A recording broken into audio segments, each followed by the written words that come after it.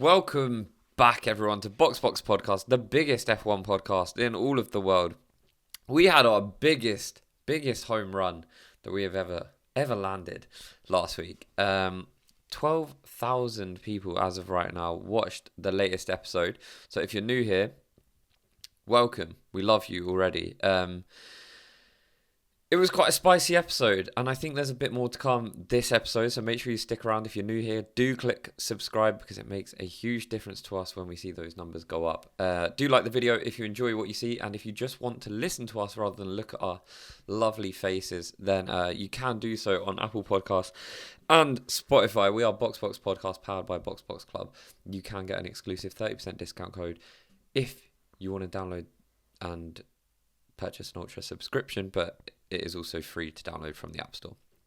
Anyway, we are heading to Brazil this week, and I think everyone is excited for what is to come because we are heading into what could be one of the closest title battles that we've seen since 2021. I think it's going to get heated. Let's go.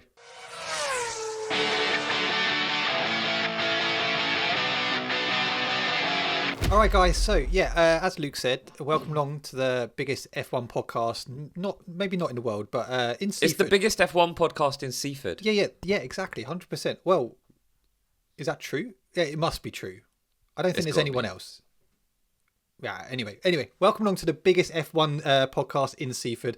As Luke said last week, he got heated, and a lot of people tuned in to see Luke get triggered, and I was all for it.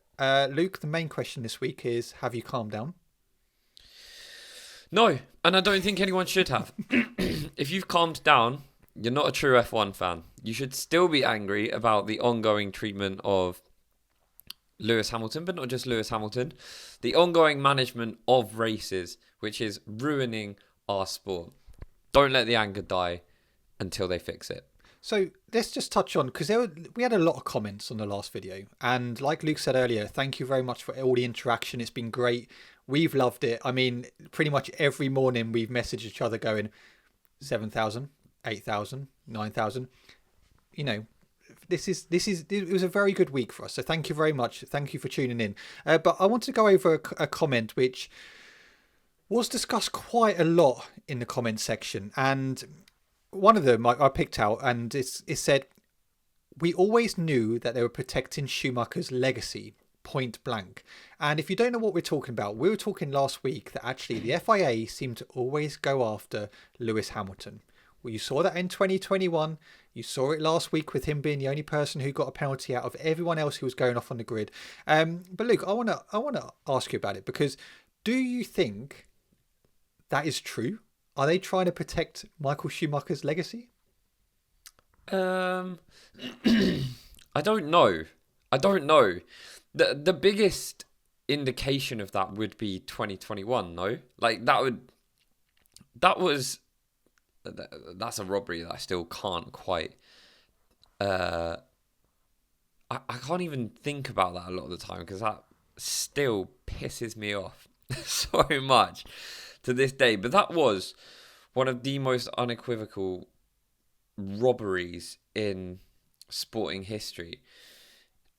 And I guess it has to come down to like a few reasons as to why it happened. Because is it pure incompetency? Was it just pure incompetency that we got that decision? Or was it because there was a bigger picture in play? And maybe that was to get Max Verstappen winning a world championship. Or maybe it was because Lewis Hamilton had won too many in the past 8 years.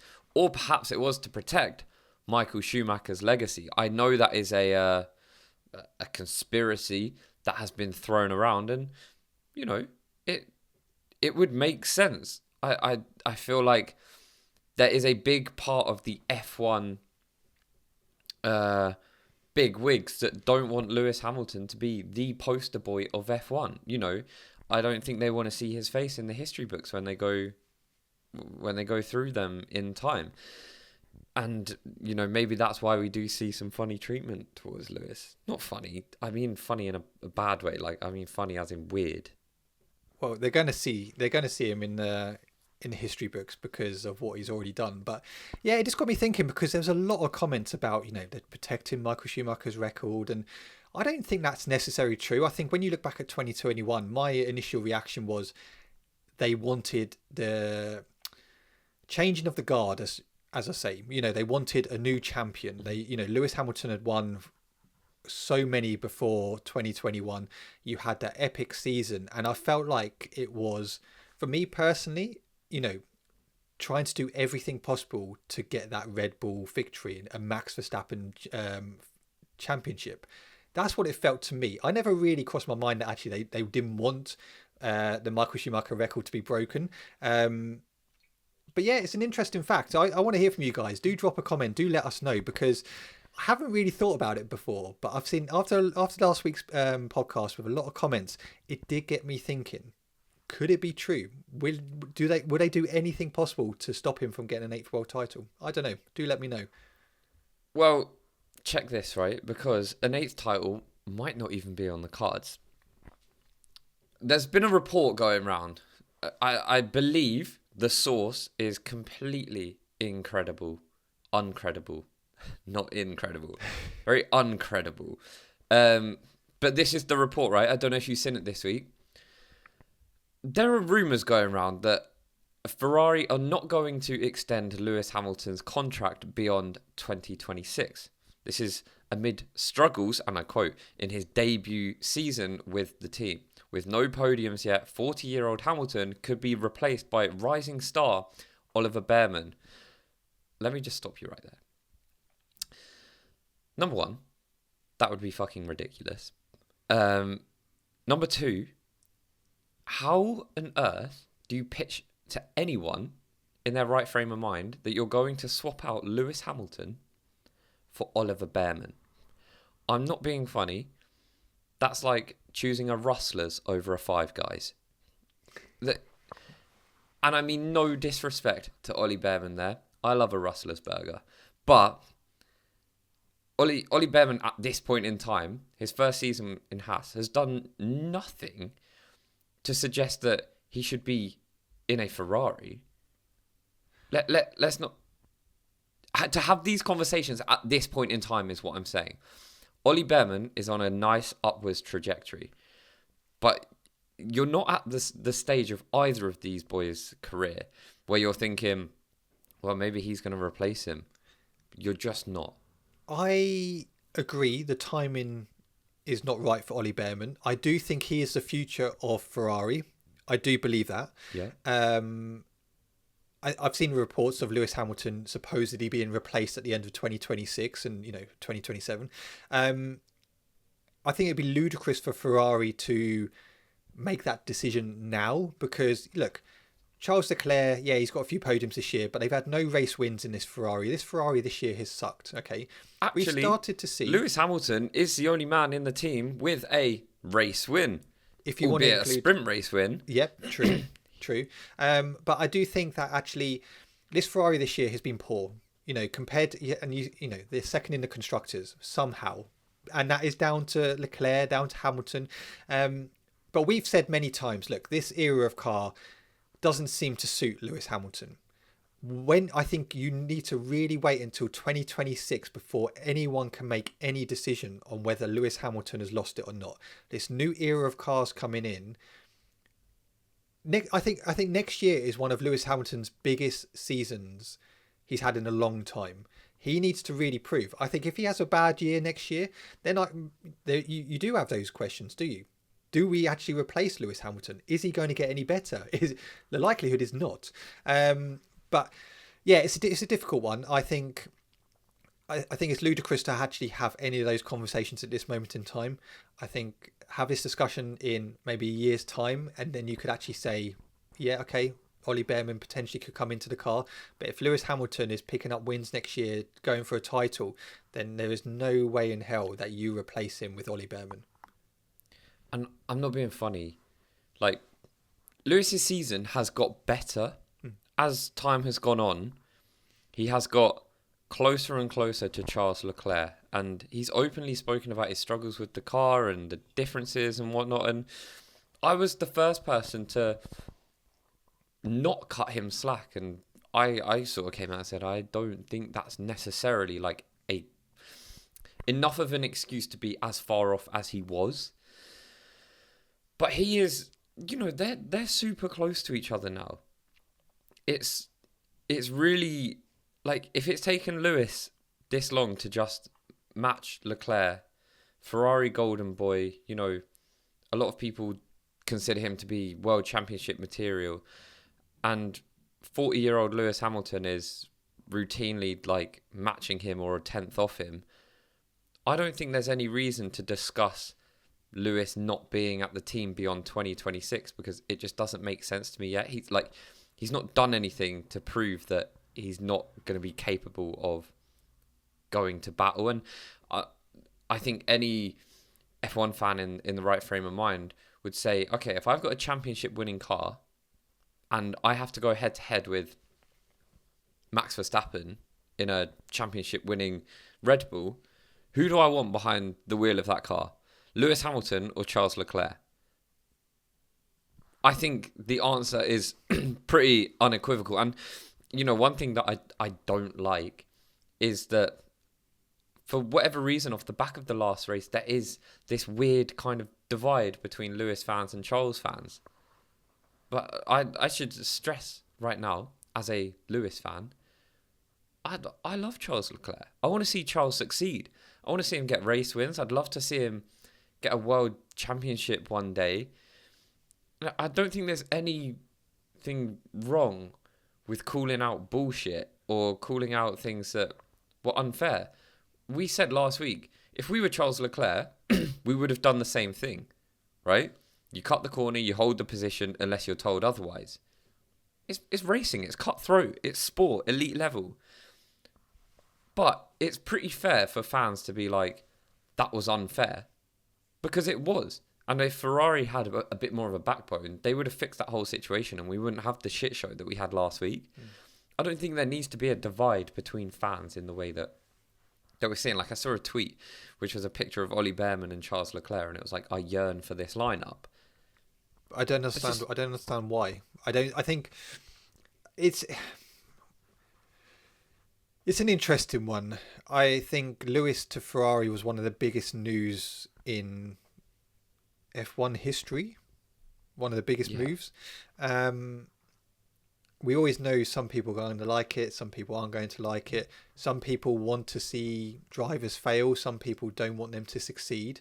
There's obviously, we've had people on this podcast who don't want to see Lewis Hamilton win. Do you know what I mean? When I say one, we've had one person on the podcast, but you know who you are. Very nice guy. But there's people out there who don't want to see that, but they actually prefer Ollie Behrman and think that after his great result in Mexico, he deserves to be in that Ferrari seat. I think it's too early. I agree with you on that. I think it's too early. I think you do need to give Lewis Hamilton next year to really gel into this new era of car, and then you can really sit down and go, is Lewis Hamilton past it? I truly believe that. I think next year is the time you can actually question that, because this era of car just hasn't suited him, and that's fine. Some cars don't suit certain drivers, but next year for me, it's really big for Lewis Hamilton. And this time next year, I'm hoping we're going to be having that thing that, Lewis Hamilton is back. Never doubted it. But you never know. This time next year, we'll be having the conversation that, wow, I can't believe Lewis is about to wrap the championship up so early here in Brazil. I hope that's true, because this time last year we were saying that Lewis Hamilton was going to win the championships, and look how wrong we were. One thing, and if you are new podcast, here, we get don't used to that, right, because we are wrong a lot of the time. Yeah, got an interesting fact for you, right? So, out of the 18 drivers with at least 50 career podiums in F1 history, Charles Leclerc is the only one who has under 10 wins. Well, look, we're not helping this Lewis and Charles fan divide here when we're adding fuel to the fire, but it's no secret that Charles Leclerc's pole conversion is horrific and evidently the worst in F1. Now, this is my only problem with Charles, and we saw it in 2022 when he, he was kind of battling with Max Verstappen for a little bit. The pressure can get to him. He does crumble. He's such a good driver. He's very fast. I love how aggressive he is in wheel-to-wheel combat. But yeah, there is a problem with this pole conversion rate. And, that could be a signal of, well, he's super quick over one lap, but he fails to sustain it. And errors slip in occasionally. That's not a statistic that Charles Leclerc is going to want at the side of his name. So I hope Charles can turn that around, and in terms of percentage, he can bring it up so he's not the lowest. Because that's not a fair statistic to reflect Charles Leclerc's quality. To me suggests a driver that is not great, whereas he's a great driver. So that statistic is an unfair one to represent him. No, I agree. I think there's been a lot of factors that are in that. There's a lot of those races and podiums he picked up when he was going up against Max Verstappen, all of these type of things. So, look, I think Leclerc, Hamilton, fantastic drivers. I think there's a great driver lineup. I just don't think they've had the car to go on and deliver. But it'd be interesting to see what they can do for the remainder of the season, because I do think Ferrari have taken a stride forward. They do look better. But we need to see that over the next few races. Interestingly, we spoke last week about Pirelli, saying, how can you make a soft tyre that goes on basically the whole race? So apparently there is going to be they're querying and looking into it, whether there could be 2 mandatory pit stops in F1. Pirelli open-minded about 2026 rule change options. Something's got to change, because... What? Why do we have to... Why are we having to implement rules to make the racing more exciting? Why is the racing not exciting enough? They're not looking at the root cause of the issue. Now, I'm not saying I know what that is, but we shouldn't have tyres that are this sustainable. Or, I remember that Jeremy Clarkson tweet a while back where he said, if I'm watching motor racing, I want to watch drivers going flat out as fast as they can every single lap. Not this, all right, manage the tyres. Why not just have it where they are absolutely flat out the whole race, and they do burn up the tyres, but they can have as many tyres as they want? Is that not a better option than being like, well, why don't we just force them to take 2 pit stops instead of 1? That's not going to fucking change anything. That is not going to change anything. All that is going to mean is that we get 2 pit stops. But if everyone has to do it, then it's not going to make any difference. It just, instead of them having to do 1 mandatory stop, they're going to have 2 mandatory stops. You could put 15 mandatory stops in. Nothing is going to change. It's not going to make it more exciting. What we need is the ability to have people going on multiple strategies. When was the last time we saw someone do a 2-stop to try and beat someone on a 1-stop? Or, a 3-stop for someone on a 2-stop. It was genuinely probably maybe like 2021. And I just think that that's just needlessly adding a rule. It's kind of virtue signaling. It's like, no, we hear you. Yeah, this is bad. Why don't we're going to do this? That'll make it better. No, it won't. No, I agree. I think it's going to be an interesting one. There's no point increasing pit stops, because take Monaco, for example, a mandatory 2-stop pit stop, okay? Well, nothing changed. They're still in their positions. They still come in for a pit stop. They got to change something up. I understand the whole sustainability side of it, and I get that. But something's got to change, because F1 at the moment is just so predictable. You know what is going to happen pretty much, don't you? As soon as the cars are lined up, you just know exactly how the race is going to finish. Yeah, but we've spoken about sustainability. If they really cared that much, they wouldn't have the calendar in the way that they've already been to the US earlier in the year, they were in Miami. Well, now they're back there. If you really care about the environment, bash out the whole, America's tour in one clean swoop. Maybe that's probably a big enough carbon offset to use more tyres. I don't know. I'm not a scientist. But do you know what I mean? That it's more virtue signalling.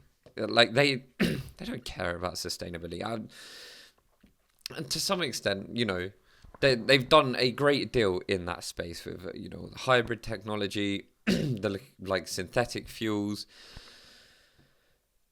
I think they can cut a few corners to make the racing a little bit more interesting. Obviously, we're getting V8 engines back in a few years' time, so that's good. But yeah, I don't know. The 2 mandatory pit stops is not going to make racing more exciting. No, put it that way. Right, there's a couple of bits I want to go back a bit to last week's episode and go over some comments, because I think it's good with the comments and the interaction. So do comment. We will talk about it on the podcast. And they are linked. Toto Wolf, there's a comment, and I don't know when this was, but it's about Abu Dhabi 21. Last week has triggered a lot of conversation about Abu Dhabi 21, okay? And I don't know if you've heard this quote, Luke, but it did make me laugh. So Toto Wolff said, "I have not experienced a loss of control of a situation since I was a child. There is one lunatic who can basically destroy the record of the greatest champion of all time." Obviously, he's talking about Michael Massey. And that got me thinking, a bit triggered again. I completely agree with Toto Wolff. But it was a comment called Tim Alfred, all right? And he commented on YouTube, and he said, "Don't call Max a world champion. The corrupt F1 made him a champion. They're still doing everything they can to give him another title this year." I agree. F1 was corrupt back in 2021. I think it would be very unfair not to call him Max Verstappen a world champion, because over the course of the season, he was fantastic in 2021. On that race in Abu Dhabi, granted, Lewis Hamilton should have won that. There's no denying that. But Max Verstappen is definitely a worthy world champion. Are we also forgetting that Max Verstappen won 3 world championships after that? Max Verstappen is a world champion. He is one of the greatest world champions that F1 has ever seen. It's very unfortunate that his first world championship, in my opinion, has a big asterisk next to it. Nothing to do with him, right? Not his fault at all. Circumstantially, it was just a completely shocking way to win a world championship. But Max Verstappen is a world champion. He's a 4-time world champion. You can't argue with that. Just because 2021 was given to him in very controversial fashion, one that I completely disagree with, he went on to win the following 3 world championships pretty decisively and impeccably. So yeah, I get it. I do get I get the anger towards it, but it's not Max's fault. No, I agree, and I think the comment on there saying they're doing everything to give him another title this year, I would actually disagree with, because I think if that was going to be the case, they would have allowed him to overtake Leclerc in Mexico. I think what the FIA and maybe McLaren are trying to do is just trying to get Lando his title.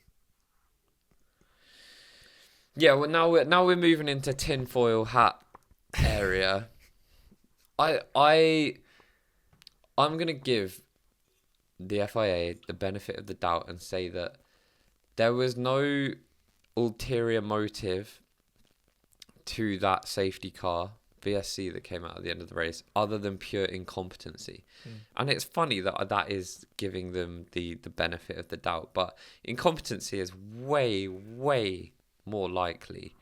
On the comment of Max Verstappen, I don't think they've really done anything to look. I think Max is always given, for whatever reason, special dispensation when it comes to penalties and racecraft. Go back to Spain when he fully just crashed into George Russell. I'm sorry, for me that was a black flag. He should have been black flagged. And it's interesting that you bring this up, actually, because I don't know if you saw Martin Brundle there was a quote from him in Race Plus, where he talking about the incident with Lewis in Mexico, and he said Max made no effort whatsoever to take turn 1, 2, or 3, and that should have been a penalty. I might even have given somebody doing what Max did a drive-through as a proper deterrent to stop the silliness, because then it all gets chaotic. And it's true. That is one thing I would say, is when it comes to penalties, like, Max doesn't typically find himself getting harsh penalties for some of his questionable wheel-to-wheel racing tactics.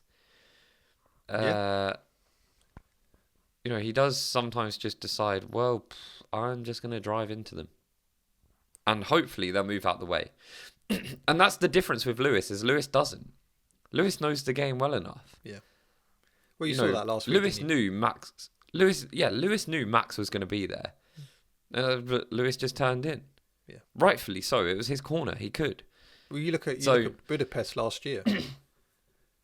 Yeah. You know, there's those two love coming together. Those two love racing each other. What I will say is, Max does have, it's like generational head loss every time he has to race Lewis Hamilton. I don't know what it is. I don't know whether he's got PTSD from 2021, but that is undeniable. And if you're a Max fan and you're going to type some shit down below, don't, because I really, really... Max Verstappen is one of the greatest drivers we've ever seen. But you can't sit there and deny that he doesn't lose his head every time he races Lewis, because he does. You see it. It's plain to see.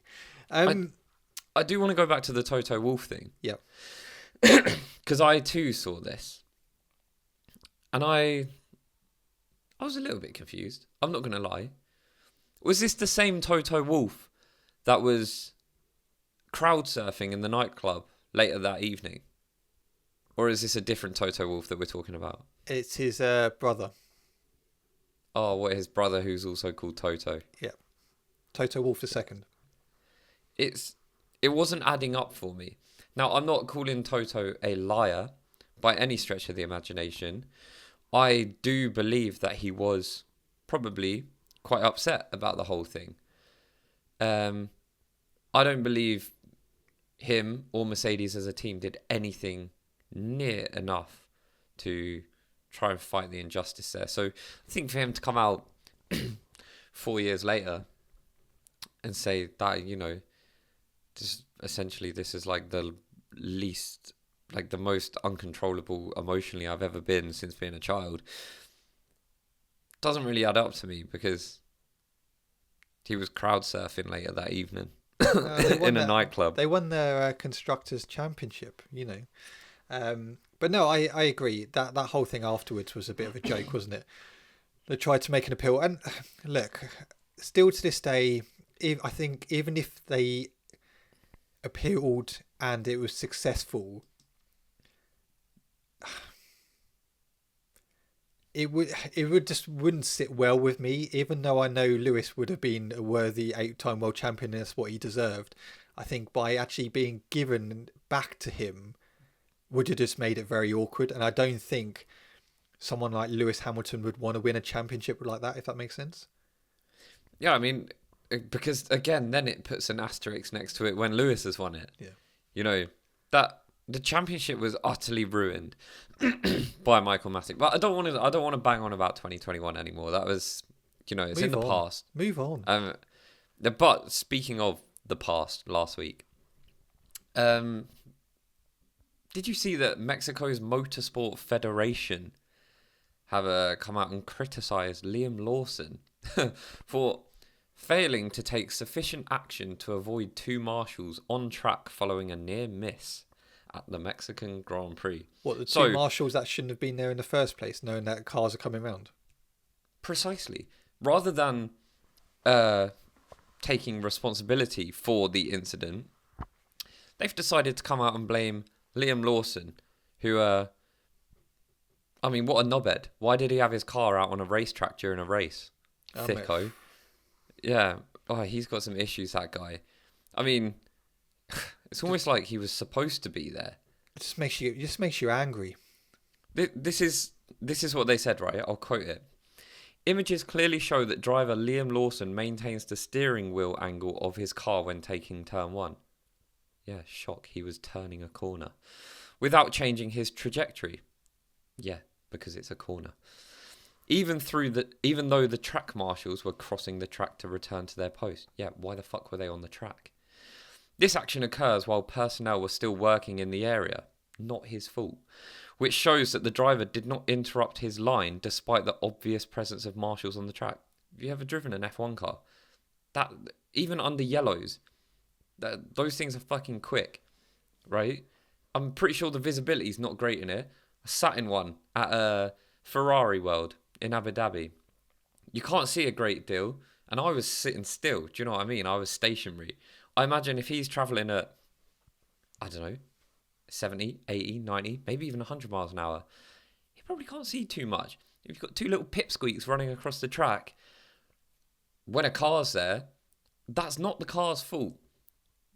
It's someone's fault. I don't know, specifically if it's the fault of the two individuals that were running across the track, but it certainly wasn't Liam Lawson's. So I saw this and I thought, that is fucking bullshit. They probably wanted him to do a Max Verstappen turn 1. Just go across the grass. Yeah. Give it a like, wide do you know berth. what I mean? Like, yeah, why don't you just, fucking turn your car into a lawnmower, ruin your tyres, potentially get floor damage, just because whatever idiots are in control of the race this weekend have decided to throw two people on the track when there's a car there. Oh, and by the way, it's going to be your fault. Makes sense. It's outrageous. The whole race last week was just an absolute fucking shit show. Right. For quality though, it gave us loads to talk about, but what a disaster. Right. Anyway, but there is something nice to talk about as well. Yeah. Can I talk about my thing? Charles Leclerc has just got engaged. Oh, congratulations. That's just popped up as well. Literally today. Congratulations, Charles Leclerc. Yeah, we're really happy for you, man. Can I talk about my thing now? Go ahead. Right. McLaren are sabotaging Oscar Piastri. Oh, Not true. Not true, according to Jack Villeneuve, because he has come out and said the 2025 F1 title lead made Oscar Piastri complacent. So, as we know, Jack Villeneuve likes to have his opinion, and he's come out and he said, look, you see it in every sport. You have teams that will have an average season, you get closer and closer to the finals, to the playoffs, and suddenly they're the best team out there. Why? For what reason? They were average at all season, and teams that have been winning every game, they collapse at that. It happens all the time. So Jack Villeneuve is basically saying Oscar Piastri is bottling them. What's your thoughts? Yeah, I mean, I wouldn't quite call it bottling it.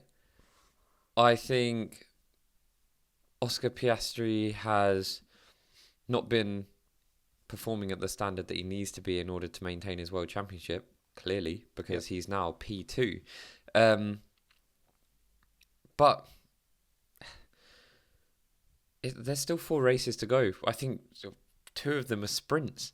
There's a lot of points up for grabs, and yeah, look, Oscar's let it slip. He had the world championship in his hands. All he had to do was continue performing, continue winning, finish ahead of his teammate. And he hasn't maintained that. But I don't believe it's sabotage. I think you do. No, I don't believe it's sabotage. I do believe that actually they've done. I do believe the fact that I don't believe Oscar Piastri has forgot how to drive. I don't believe that for a second. But I believe that McLaren have changed something to that car which has been better suited to Lando Norris. I do believe that. But I don't think it's sabotage. I just think it's development. Yeah, but because what is confusing, I said this last week, is I don't understand how Oscar Piastri is 0.6 slower than his teammate. Oscar Piastri, who at the time was leading the world championship, had been lightning quick all season, and all of a sudden he's 6/10 slower. It definitely didn't add up. You know, whether Lando was just extremely quick at Mexico, that may well be the case, but yeah, there was something fishy. I don't think there's sabotage, but something didn't add up there. Yeah.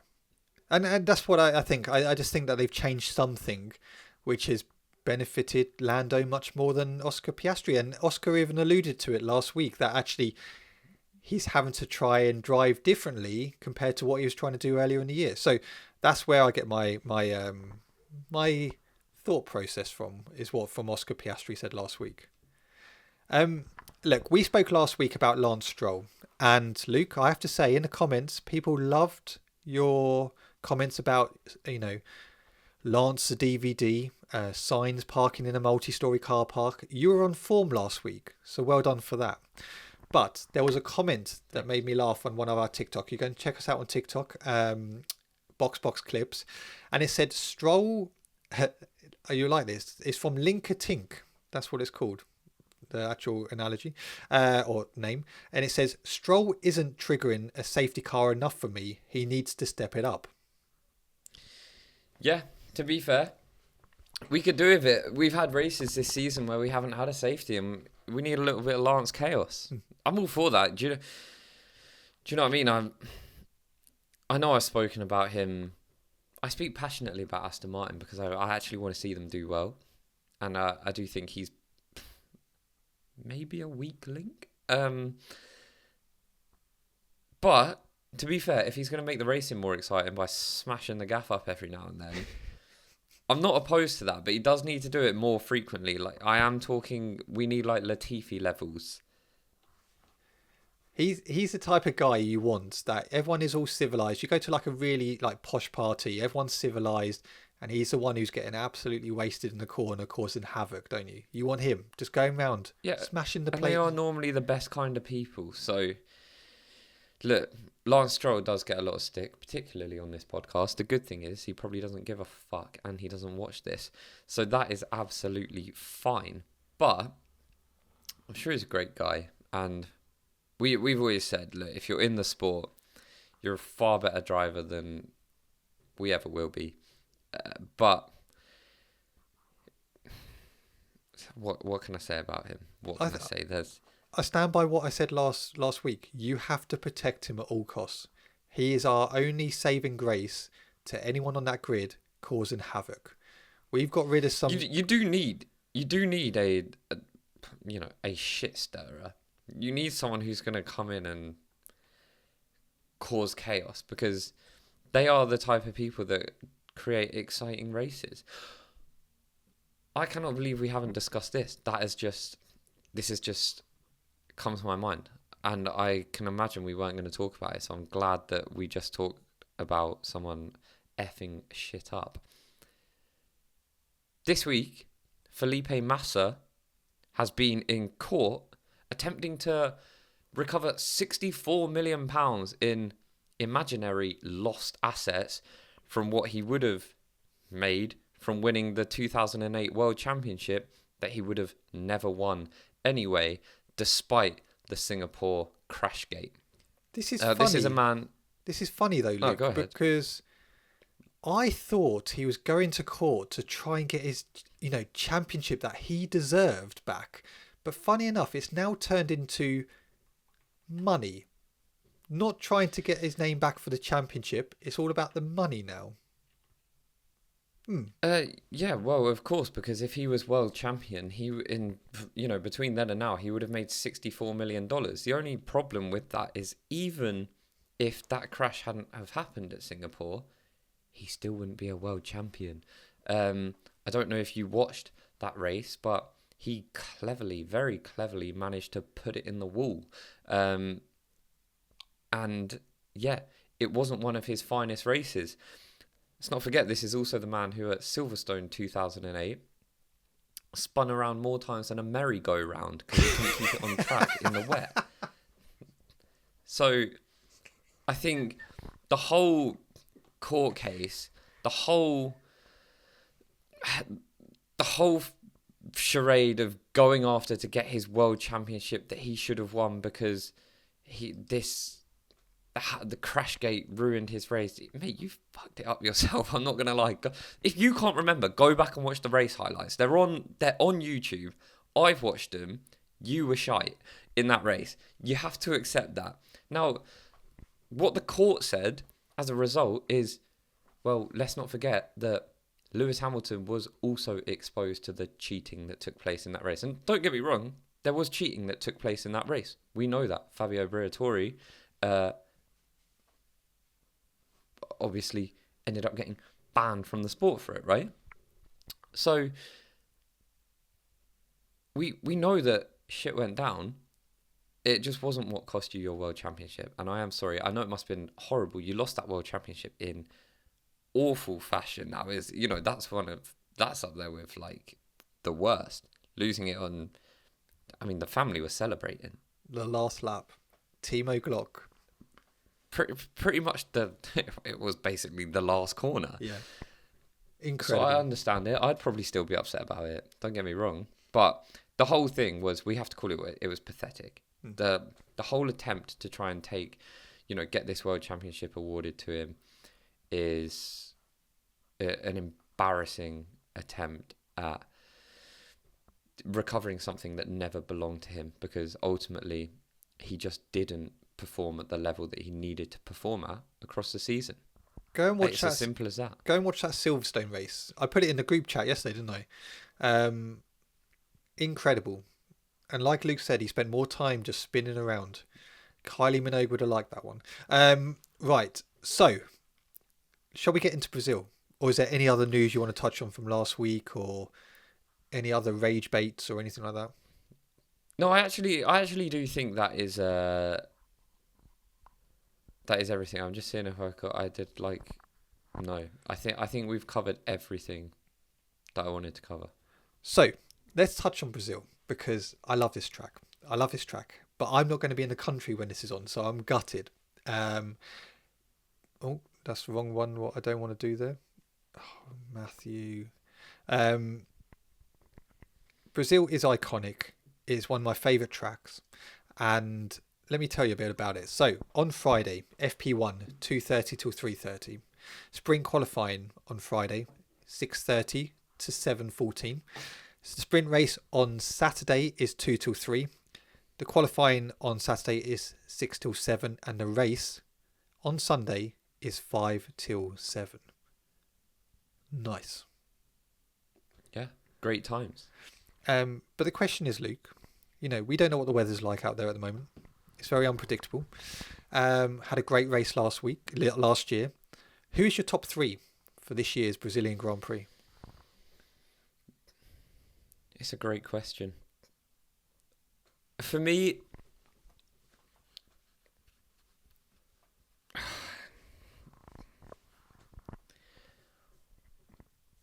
I think we're gonna see Oscar Piastri back in the mix. I do think. Look, this is crunch time now.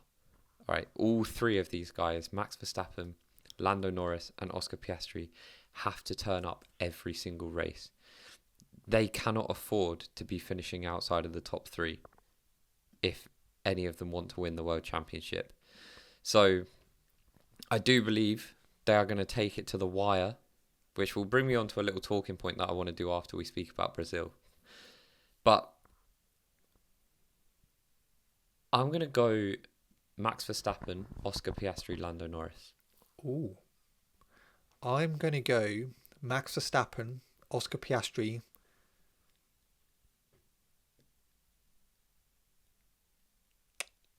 Leclerc. That's rogue. I know. Just looking at the weather next week, it's interesting because on the Saturday, it's pretty much 70% chance of rain up until midday, then 58% chance of rain up until about 4 o'clock. On the Sunday, it is showers pretty much all day. It's about 21 degrees, but it's about 40% chance of rain, 30% chance of rain. Who knows? That will obviously change within the week, but if we have anything like we did last year, we're in for a treat. And then there's only one person who I put my money on actually going on to win that race, and that is Max Verstappen. And that's what I was going to say. If last year is anything to go by, if it is raining, then Max Verstappen is going to absolutely romp it. Yeah. Because that was one of the greatest drives that I've ever witnessed in Formula One history. So, yeah, weather is going to be a massive factor here. And I can't remember the last time Brazil disappointed. Put it that way. No, we've had some great races over the years. We really have had some great races. This kind of leads me on to my point, right? Obviously, we'll talk more about Brazil next week when they've actually raced there, but there's not... What do you want us to talk about? How many corners it's got? Do you believe this championship battle is going to be closer than 2021? No. You don't believe so? I don't think so. I think what will happen is probably by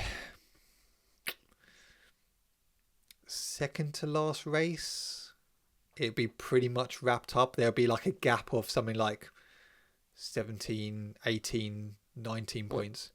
Who do you think's wrapping it up? Oscar Piastri. You think So you think come the end of Qatar, you think that Oscar Piastri is going to have a 17, 18 point lead? Yeah. Look, I can't sit here, right, and back Oscar Piastri all year, and then because he's had a few bad races, go, no, actually, I'm going to turn my allegiance to Lando Norris or Max Verstappen. Look, I believe Oscar Piastri can still do it. Come the end of season, if Oscar Piastri doesn't do it, I think he's still had a very good season, and I'll stick by what I've said. But look, I still believe that we will see the old Oscar Piastri come back pretty soon, hopefully in Brazil. We just need to see that composure again. We just need to see that pace, see that composure. And we know what it's like. We've seen Lando Norris bottle under pressure. And I'm not saying that he's necessarily going to do that now. He looks much more composed driver compared to what we've seen over the last couple of years. But my money would still be on Oscar Piastri. That is an interesting take, because could you not argue that on the flip side and say, well, actually, what we've seen in the past few races is that Oscar Piastri has crumbled under the pressure? Yeah, you could do, but I think I've seen more from Oscar to give me more confidence that actually he can turn this around quick enough to get back on track.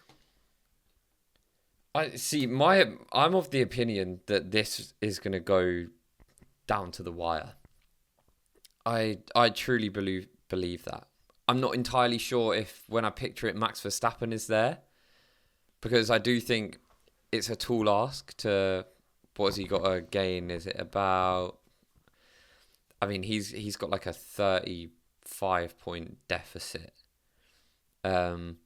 which that's a tall ask. Unless we see the McLaren boys come together and have a crash, I do think it is a little bit too much to ask of Max Verstappen. But 4 races, there's enough time to do it, man. It can be done. And if anyone can close a gap like that, Max Verstappen is the man to do so. I just do think McLaren are a little bit too strong. The car's very strong. Both the drivers are very strong. I'd be surprised if I see Max Verstappen in contention.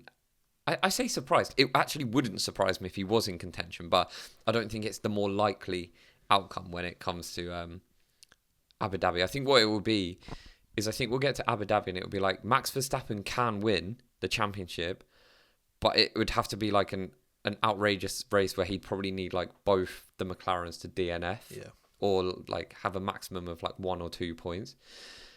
But I think we're going to get to Abu Dhabi and there's going to be a few points in it. Yeah, I mean, it's getting heated. It's getting exciting. I do think Brazil is a very key part in how this season will go. I do believe that, because Brazil brings a lot of excitement, a lot of challenges. You saw that last year. As soon as Max won that last year, that was pretty much it. Lando was pretty much out of the equation.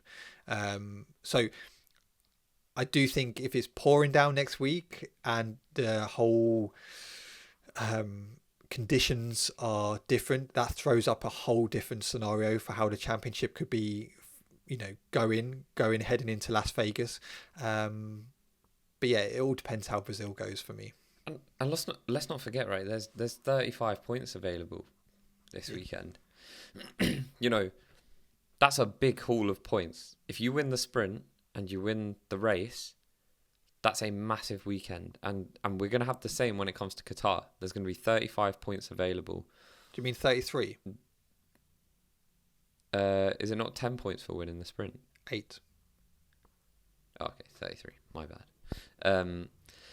But it's those 8 points can make a big difference. All it takes is for Lando to have, maybe he crashes in sprint quali and doesn't end up picking any points up. That's all it takes, and all of a sudden winning that becomes massive because that's 8 points. So a lot is going to change over the next few weeks, and I think Brazil is going to be pivotal to all of that. Yeah, no, I agree with you. But I believe that is the end of the podcast. And I won't be here next week, but Luke will be. He's doing his own solo podcast next week, so stay tuned for that. I'm buzzing for this next 4 races. I really am. I'm excited. I think we got a great championship battle here. So do get involved. Do let us know what your thoughts are on Brazil. Who's your top 3? Who's going to win? Let us know. Do drop a comment. We'll be back as a duo the week after, previewing. Well, actually, after Brazil, we've got to wait until the 20th of November. So, that's all right. Actually, that's just 2 weeks after. So that's fine. We'll be back previewing that. But yeah, Luke, enjoy the solo episode, and Thank you. Hopefully, the next time you'll be speaking to me, I will be part of the 1% club as a marathon runner. I'm hoping. I am just gonna argue that fact that you just stated. Yep. I believe more than 1% of people have done a marathon now. Everyone and their dog has done a marathon. No. Nope. Stats don't lie. Where did you get it from? Online. It must be true then. It must be true. But yeah, have a great week, and we shall see you soon. Bye-bye.